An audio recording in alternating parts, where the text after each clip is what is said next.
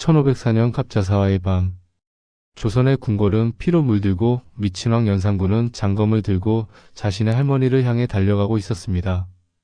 그 순간 죽음을 무릅쓰고 그의 앞을 막아선 단 한 사람이 있었습니다. 세종의 피를 이은 왕족이자 조선 역사상 처음으로 간택 없이 세자빈이 되었던 여인. 두 왕비의 아들을 죽였던 왕에게도 멈추지 못했던 광기를 단 한 번씩이라도 멈추게 만들 수 있었던 유일한 사람이었습니다. 그녀는 12살에 왕실에 들어와 8번의 임신을 견뎠고 폭군의 어두운 운명을 함께 끌어안았습니다. 울며 간원해도 받아들여지지 않았지만 남편은 그녀에게만은 단 한 번도 화를 내지 않았습니다. 세상이 모두 등을 돌린 순간에도 폐위되어 강화도로 끌려갈 때조차 연산군의 마지막 말은 아내 신씨가 보고 싶다였습니다. 그러나 그 진심이 그녀를 지켜주지는 못했습니다. 자식들은 모두 죽었고 남편은 2달 만에 유배지에서 생을 마쳤습니다. 그리고 신씨는 홀로 오직 인내만으로 남은 삶을 버텨야 했습니다. 폭군의 아내였지만 그 어떤 왕비보다 품격을 잃지 않았던 여자. 권력의 소용돌이 속에서 사랑과 비극을 평생 등에 지고 살아야 했던 여인. 지금부터 조선 왕조 500년에서 가장 고통스럽고도 가장 강인했던 왕비의 삶, 거창군 부인 신씨의 이야기를 시작합니다. 1476년 한성부 어느 저택에서 한 여자아이가 태어났습니다. 이 아이가 바로 훗날 조선 제10대 국왕 연산군의 정비가 되는 거창 신씨입니다. 신씨는 그야말로 최고의 명문가 출신이었습니다. 아버지 신승선은 과거에 장원급제한 수재로 영의정까지 오른 인물이었습니다. 하지만 더욱 놀라운 것은 어머니의 혈통이었습니다. 신씨의 어머니는 세종대왕의 아들 이명대군의 적장녀였습니다. 즉 신씨는 세종의 친손녀였던 것입니다. 이는 매우 특별한 의미를 지닙니다. 신씨가 훗날 결혼하게 될 연산군에게 세종은 고조부였습니다. 그렇다면 신씨는 세종을 외증조부로 두고 있었습니다. 복잡한 혈연관계를 따져보면 신씨는 연산군의 칠촌 고모가 되는 셈이었습니다. 나이는 오히려 연산군과 동갑이었지만 학렬은 한 단계 위였던 것입니다. 신씨에게는 3명의 오빠가 있었는데 그중 장남인 신수군은 훗날 중종의 장인이 됩니다. 그리고 신수군의 딸, 즉 신씨의 조카딸이 바로 단경왕후입니다. 이렇게 신씨의 집안은 왕실과 깊은 인연으로 얽혀 있었습니다. 1487년 성종 18년 3월 11살의 신씨에게 일생일대의 전환점이 찾아왔습니다. 성종이 직접 신씨를 세자빈으로 내정한 것입니다. 이는 조선 왕실 역사상 매우 특별한 사건이었습니다. 일반적으로 세자빈은 상간택이라는 복잡한 절차를 거쳐 선발되었습니다. 하지만 신씨는 간택 절차 없이 곧바로 세자빈으로 책봉되었습니다. 이는 신씨가 조선 역사상 처음으로 간택 없이 세자빈이 된 사례였습니다. 왜 성종은 간택도 없이 신씨를 며느리로 점찍었을까요? 그것은 신씨의 혈통과 가문이 그만큼 훌륭했기 때문입니다. 왕실의 혈통을 이어받은 데다 부친은 당대 최고의 문신이었습니다. 성종의 눈에 이보다 더 완벽한 세자빈 후보는 없었던 것입니다.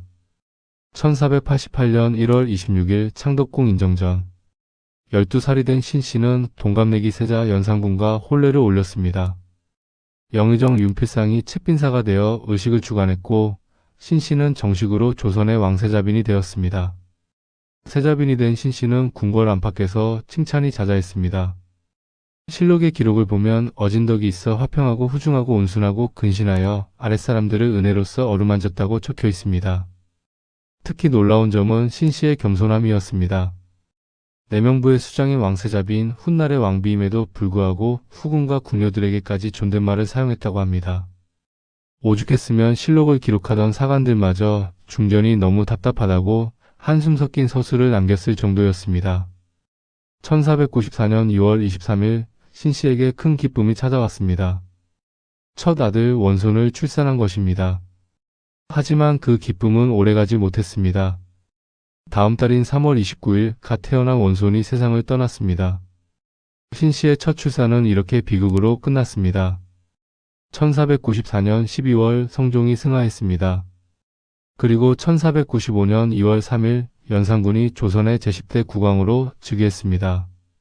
19살의 신씨도 자연스럽게 조선의 국모 왕비가 되었습니다. 연산군은 즉위 초기만 해도 비교적 정상적인 통치를 했습니다. 그해 7월에는 왕비 신씨의 본관인 거창현을 군으로 승격시켜주기도 했습니다. 1497년 3월 15일 인정전에서 성대한 의식이 거행되었습니다. 연산군이 왕비에게 첩보와 교명을 내리는 의식이었습니다. 신씨는 선정전에 나가 일을 받았고 감사와 충성을 표하는 글을 올렸습니다. 백관들도 전문을 올려 왕과 왕비께 할애했으며 나라에서는 사면령까지 반포했습니다. 이는 신씨가 명실상부한 조선의 왕비로 인정받는 순간이었습니다. 1499년 신씨가 친정아버지 신승선의 집으로 향한다는 소식을 들은 연산군은 특별히 술을 하사했습니다. 이런 기록들을 보면 초기의 연산군은 아내를 극진히 대했음을 알 수 있습니다. 연산군과 신씨의 부부관계는 매우 특별했습니다. 실록의 기록을 보면 왕이 총애하는 사람이 있으면 비가 또한 더 후하게 대하므로 왕은 비록 미치고 포악하였지만 매우 소중히 여김을 받았다고 나와 있습니다. 신씨는 연산군의 후궁들을 투기하지 않았습니다. 오히려 남편이 총애하는 후궁이 있으면 그 여인을 더욱 후하게 대했습니다. 이것은 단순한 체념이 아니었습니다. 현명한 처세였습니다. 당시 궁중에서 왕비가 후궁을 질투하는 것은 투기라는 제목으로 처벌받을 수 있었습니다. 연산군의 생모 윤씨도 투기를 이유로 폐위되어 사약을 받았습니다. 신씨는 이를 누구보다 잘 알고 있었습니다. 하지만 신씨의 태도는 단순한 두려움에서 나온 것이 아니었습니다. 실록은 신씨가 아랫사람들을 은혜로써 어루만졌다고 기록합니다. 후궁들과 궁녀들에게까지 존댓말을 사용할 정도로 겸손했던 신씨였습니다. 그녀의 관대함은 본성에서 우러나온 것이었습니다. 연산군에게 신씨는 단순한 아내 이상의 존재였습니다. 그녀는 연산군이 유일하게 편안함을 느낄 수 있는 사람이었습니다. 연산군은 어린 시절 생모를 잃었습니다. 그것도 사약을 받아 억울하게 죽은 어머니였습니다. 성장 과정에서 그는 깊은 불안과 분노를 품고 살았습니다. 누구도 믿을 수 없었고 모든 사람이 적으로 보였습니다. 하지만 신씨만은 달랐습니다. 12살 때부터 함께한 조강지처였습니다. 그녀는 연산군이 폭주할 때마다 눈물로 간언했지만 결코 그를 배신하지 않았습니다. 연산군이 관계에 휩싸여 있을 때도 신씨만은 그의 편에 서 있었습니다. 흔히 연산군의 여자라고 하면 장녹수를 떠올립니다. 하지만 실제 기록을 보면 의외의 사실이 드러납니다. 장녹수는 연산군과의 사이에서 딸 이영수 하나만 낳았을 뿐입니다. 반면 신씨는 연산군과의 사이에서 무려 사남 3녀 총 7명의 자녀를 두었습니다. 유산된 것까지 합치면 8번의 임신을 했습니다. 구체적으로 살펴보면 이렇습니다. 1494년 첫 아들 원자를 낳았으나 한 달 만에 잃었습니다. 이후 장녀 휘신공주, 차녀공주, 삼녀공주를 낳았습니다. 그리고 차남으로 폐세자이고 삼남 창녕대군 이성, 사남 이인수를 낳았습니다. 1502년 아버지 신승선이 사망했을 때는 만삭이었는데 충격으로 8번째 아이를 사산한 것으로 추정됩니다. 이는 신씨가 세자빈이 된 12살 이후부터 20대 중반까지 거의 매년 임신과 출산을 반복했다는 의미입니다. 연산군의 그 많은 후궁들에게서 얻은 자식들이 많지 않았던 것과는 극명하게 대조됩니다. 이는 더욱 흥미로운 대조를 보여줍니다. 신씨의 시아버지 성종은 무려 28명의 자식을 두었습니다. 하지만 3명의 정실부인 즉 공해왕후, 패비윤씨, 정현왕후 사이에서 얻은 자식은 겨우 3명뿐이었습니다. 나머지 25명은 모두 후궁들에게서 얻은 자식들이었습니다. 반면 연산군은 정반대였습니다. 후궁은 많았지만 대부분의 자녀는 정실부인인 신씨에게서 얻었습니다. 이는 연산군이 얼마나 신씨를 사랑하고 총애했는지를 보여주는 명확한 증거입니다. 신씨는 남편 연산군의 폭정을 그 누구보다 걱정했습니다. 실록은 이렇게 기록합니다. 매양왕이 무고한 사람을 죽이고 음란, 방종함이 한없음을 볼 적마다 밤낮으로 근심하였으며 때론 울며 가나되 말듯이 지극히 간곡하고 절실했다. 신씨는 남편이 잘못된 길로 가는 것을 보며 밤낮으로 근심했습니다. 잠 못 이루는 밤이 많았을 것입니다. 그리고 용기를 내어 남편에게 간언했습니다. 울면서 호소했습니다. 그 말은 지극히 간곡하고 절실했습니다. 왕비로서 아내로서 할 수 있는 최선을 다했습니다. 전하 그러시면 안 됩니다. 백성들이 고통받고 있습니다. 신하들이 두려워하고 있습니다. 눈물로 호소했을 것입니다. 놀라운 것은 연산군의 반응이었습니다. 실록은 이렇게 기록합니다. 왕이 비록 들어주지는 않았지만 그렇다고 성내지는 않았다. 연산군은 신씨의 간언을 받아들이지는 않았습니다. 그의 광기는 멈출 수 없었습니다. 하지만 그렇다고 해서 아내에게 화를 내지도 않았습니다. 이것이 얼마나 놀라운 일인지는 당시 연산군의 행태를 보면 알 수 있습니다. 갑자사화 이후 연산군은 조금이라도 자기를 거스르는 사람들을 가차없이 죽였습니다. 이국규는 단지 바른 말을 했다는 이유로 죽임을 당했습니다. 권원은 경연에서 큰 소리를 냈다는 황당한 이유로 처형되었습니다. 조금이라도 자신의 비위를 거스르면 용서하지 않았습니다. 그런 연산군이 비슷하게 직언을 하는 신씨에게는 역정 하나 내지 않았습니다. 오히려 중전의 성덕을 기리도록 하라며 칭송하기까지 했습니다. 신씨는 연산군의 거의 유일한 브레이크와도 같은 존재였습니다. 당시 사람들은 이렇게 말했다고 합니다. 왕께서 중전을 볼 때마다 하던 만행을 멈추신다고. 연산군이 화를 내며 누군가를 처벌하려 할 때 신씨가 나타나면 분위기가 바뀌었습니다. 왕비의 존재만으로도 연산군의 관기에 제동이 걸렸습니다. 어떤 면에서 신씨는 연산군의 아주 작은 양심을 상징하는 사람이었을지도 모릅니다. 완전히 미쳐버린 것 같았던 연산군도 아내 앞에서만큼은 잠시 제정신을 찾았습니다. 인간적인 모습을 보였습니다.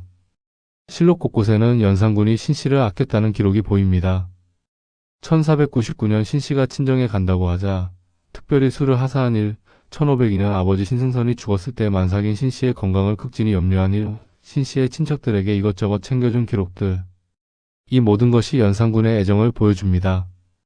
그리고 무엇보다 결정적인 증거는 연산군의 마지막 말이었습니다. 1506년 강화도로 유배된 연산군은 2달 만에 세상을 떠났습니다. 그의 마지막 한마디는 아내 신씨가 보고 싶다였다고 전해집니다. 모든 것을 잃고 유배지에서 쓸쓸히 죽어가면서도 연산군이 마지막으로 그리워한 것은 아내였습니다. 권력도 왕위도 아니었습니다. 평생을 함께한 조강지처 신씨였습니다. 연산군과 신씨의 관계를 보면 한 가지 진실이 드러납니다. 연산군은 정말로 아내를 사랑했습니다. 폭군이었지만 미친 왕이었지만 그에게도 진심으로 사랑하는 사람이 있었습니다. 그 사랑은 왕권으로 강제한 것도 욕망으로 탐한 것도 아니었습니다. 12살 때부터 함께 자라며 쌓아온 진정한 부부애였습니다. 실록의 기록은 명확합니다. 왕은 비록 미치고 포악하였지만 왕은 신씨를 소중히 여겼다. 이것이 연산군과 거창군 부인 신씨 부부의 진실이었습니다. 역사상 가장 악명 높은 폭군과 그 곁을 끝까지 지킨 현명한 아내. 그들의 사랑은 왕조실록 곳곳에 조용히 그러나 분명하게 기록되어 있습니다. 1502년 신씨에게 큰 슬픔이 찾아왔습니다. 아버지 신승선이 세상을 떠난 것입니다. 그런데 이때 신씨는 만삭의 몸이었습니다. 보고를 받은 연산군은 고민에 빠졌습니다. 유교 사회에서 부모의 상은 절대적인 것이었습니다. 하지만 만삭인 며느리가 상중에 금식을 하고 곡을 하다가는 유산할 수도 건강을 해칠 수도 있었습니다. 연산군은 과감한 결정을 내렸습니다. 신씨는 만삭이라 친상 중이지만 고기를 못 먹게 할 수 없다며 아예 곡하는 것도 금지시켰습니다. 유교 윤리보다 아내의 건강을 우선시한 것입니다. 하지만 아버지의 죽음은 신씨에게 큰 충격이었던 것 같습니다. 기록을 보면 이때 신씨가 8번째 아이를 사산했을 것으로 추정됩니다. 아버지를 잃은 슬픔과 충격이 너무 컸던 것입니다. 연산군의 폭정이 본격화되면서 신씨의 고뇌도 깊어갔습니다. 실록에는 이렇게 기록되어 있습니다. 매양왕이 무고한 사람을 죽이고 음란, 방종함이 한없음을 볼 적마다 밤낮으로 근심하였으며 때론 울며 가나되 말듯이 지극히 간곡하고 절실했다. 신씨는 남편이 폭정을 일삼는 것을 보며 밤낮으로 근심했습니다. 그리고 울면서 간언했습니다. 그 말은 지극히 간곡하고 절실했습니다. 놀라운 것은 연산군의 반응이었습니다. 왕이 비록 들어주지는 않았지만 그렇다고 성내지는 않았다고 기록되어 있습니다. 이것이 얼마나 놀라운 일인지는 당시 연산군의 행태를 보면 알 수 있습니다. 갑자사화 이후 연산군은 조금이라도 자기를 거스르는 사람들을 가차없이 죽였습니다. 이국규는 단지 간언을 했다는 이유로, 권원은 경연에서 큰 소리를 냈다는 이유로 죽임을 당했습니다. 그런 연산군이 비슷하게 직언을 하는 신씨에게는 역정 하나 내지 않았습니다. 오히려 중전의 성덕을 기리도록 하라며 칭송하기까지 했습니다. 신씨는 연산군의 거의 유일한 브레이크와도 같은 존재였습니다. 1504년 3월 20일 조선 역사상 가장 끔찍한 밤 중 하나가 시작되었습니다. 갑자사화의 날입니다. 연산군은 마침내 생모 윤씨의 죽음에 대한 복수를 시작했습니다. 그는 성종의 후궁이었던 귀인 정씨와 귀인 엄씨를 궁궐로 불러들였습니다. 그리고는 직접 그들을 때려 죽였습니다. 피로 물든 연산군은 이제 장검을 뽑아 들었습니다. 그리고 할머니인 자순대비의 처소로 향했습니다. 실록의 기록은 그날 밤의 공포를 생생하게 전합니다. 왕이 손에 장검을 들고 자순 왕대비 침전 밖에 서서 큰 소리로 연달아 외치되 빨리 뜰 아래로 나오라 하기를 매우 급박하게 하니 시녀들이 모두 흩어져 달아났고 대비는 나오지 않았다. 그때였습니다. 한 여인이 광분한 연산군의 뒤를 쫓아왔습니다. 바로 왕비 신씨였습니다. 왕비 신씨가 뒤쫓아가 힘껏 구원하여 위태롭지 않게 되었다. 신씨는 온몸으로 남편을 막아섰습니다. 장검을 든 남편 앞에서도 물러서지 않았습니다. 극구 말리며 자순대비를 보호하려 했습니다. 놀랍게도 연산군은 자기 앞길을 가로막은 아내를 해치지 않았습니다. 그냥 돌아섰습니다. 신씨가 유일하게 연산군을 멈출 수 있었던 것은 남편의 깊은 사랑이 있었기 때문이었습니다. 1506년 9월 2일 신씨 근정전에서 역사적인 사건이 일어났습니다. 중종 반정입니다. 박원종을 비롯한 반정 세력이 궁궐을 장악했습니다. 연산군의 이복동생 진성대군이 새로운 왕 중종으로 즉위했습니다.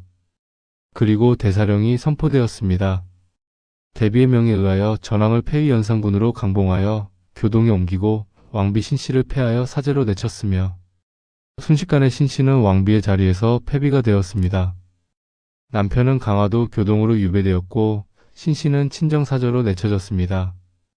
실록은 이날 신씨의 모습을 이렇게 기록합니다. 패부 신씨는 울부짖으며 기필코 왕을 따라가려고 했지만 되지 않았다. 신씨는 강화도로 유배를 떠나는 남편을 모시기 위해 자신도 같은 유배지로 보내달라며 울부짖었습니다. 하지만 받아들여지지 않았습니다. 신씨는 남편과 헤어져야 했습니다. 그것이 부부로서의 마지막 이별이 될 줄은 몰랐을 것입니다.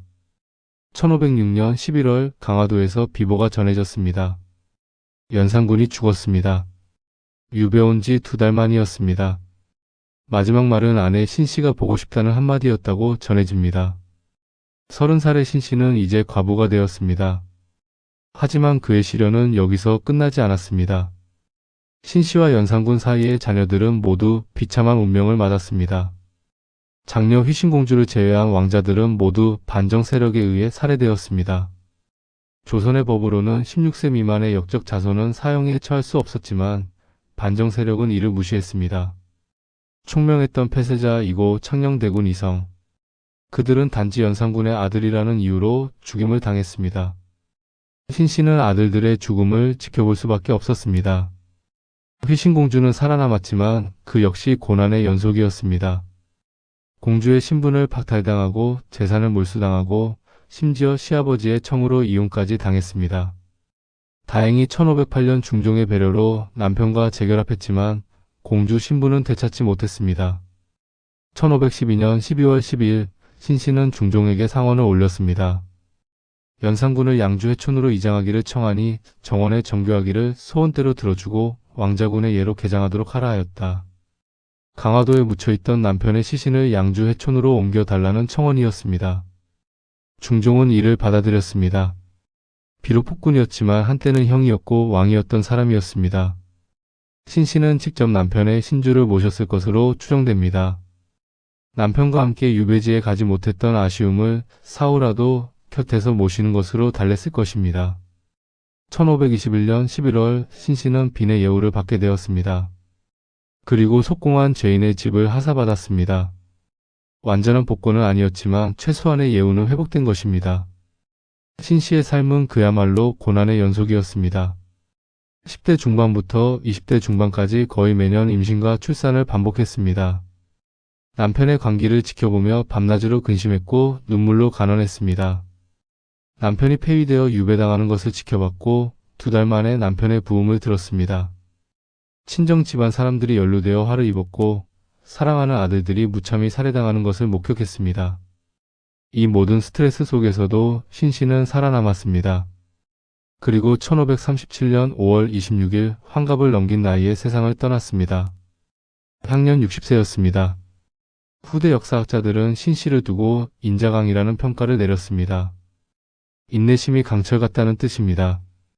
그 모든 비극을 견뎌내고 환갑까지 살아남은 것 자체가 놀라운 일이었습니다. 조선왕조실록은 신씨를 이렇게 평가합니다.